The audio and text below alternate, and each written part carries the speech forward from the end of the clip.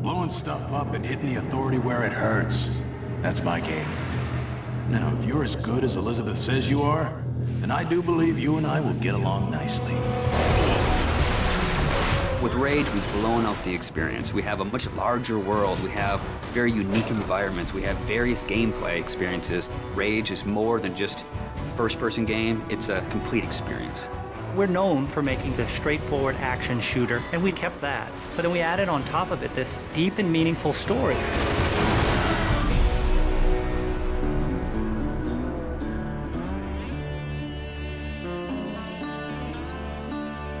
So the story of Rage. We had the setting, we knew we wanted to have it on Earth, then we had to decide how we would destroy the planet. And we actually found that there's a real asteroid, which is called Apophis, which will pass by the planet around 2036. So in the fictional world of Rage, when the governments of the world discovered that Apophis would hit us and destroy most of civilization, they initiated a program called the Eden Project.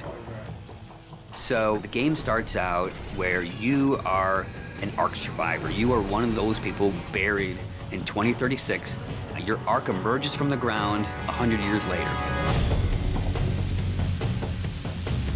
Unfortunately, you're the only one that survives in your Ark. So when you step out, you are alone. And it's this post-apocalyptic world that you rise up in, and it's this twisted version of the reality you used to know, and you really don't know what to expect. Current position unknown.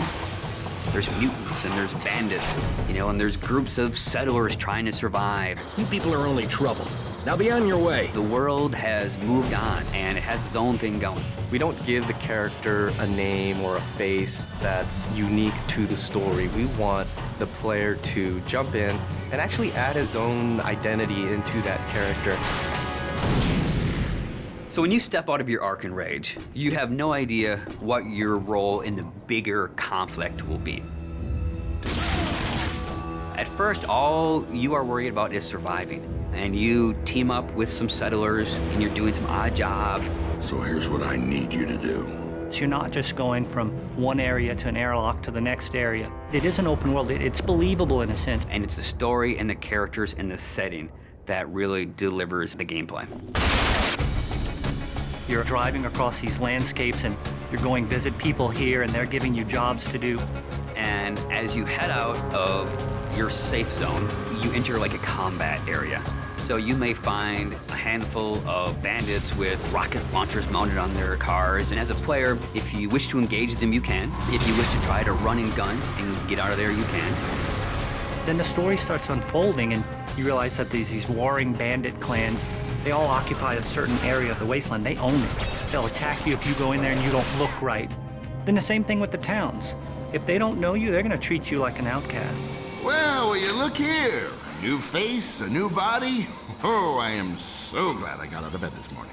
You start learning about these crazy mutants who they don't even like each other, much less you, much less the bandits. And then you learn about this other faction, the Authority, and they start playing a bigger and bigger role in the story. They are trying to control the wasteland and set the direction of mankind. That's the truth. And that's what people need to know.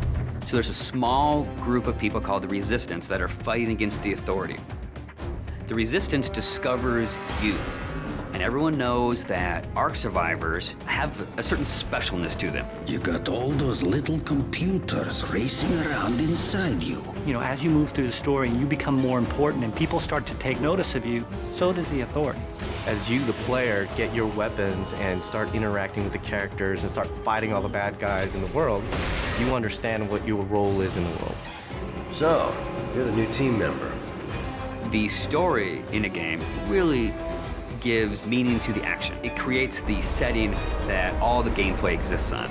And if you have a compelling story and you have compelling action and ways to drive the player forward, it just creates a richer experience and a more complete package. But it's always about, again, something new around every corner, and you really have to stay on your toes in the wasteland.